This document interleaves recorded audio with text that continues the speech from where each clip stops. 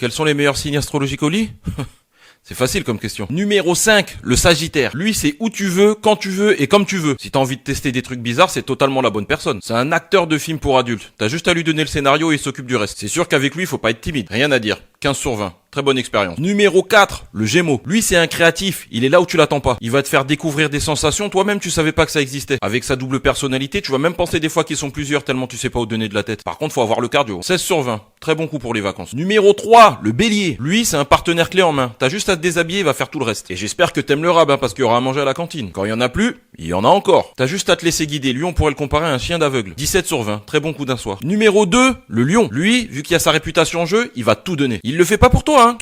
Il le fait pour lui. Par contre, je te préviens, il faut les épaules pour assumer, parce que lui, il va te faire rugir de plaisir. Comme les céréales. Tout ça pour que t'ailles dire aux autres, ouais, très bon coup, ouais, franchement génial. 18 sur 20. Très bon coup régulier. Et en numéro 1, ça me fait du mal de le dire, mais le Scorpion. Lui, au lit, c'est pas que physique, hein. C'est une quête spirituelle. D'habitude, avec le Scorpion, il y a volonté de nuire. Mais au lit, il y a volonté de s'épanouir. Il y a que à ce moment-là que tu peux voir de la tendresse chez un Scorpion. C'est plus qu'une fusion, c'est une infusion. S'ils passaient leur vie à faire que ça, ce seraient les meilleures personnes du monde. 19 sur 20. Très bon partenaire. Les autres signes, si vous avez pas été cités, c'est pas ma faute. Remettez-vous en question. Je sais pas si t'as capté où je veux en venir, je sais pas si t'as la vision.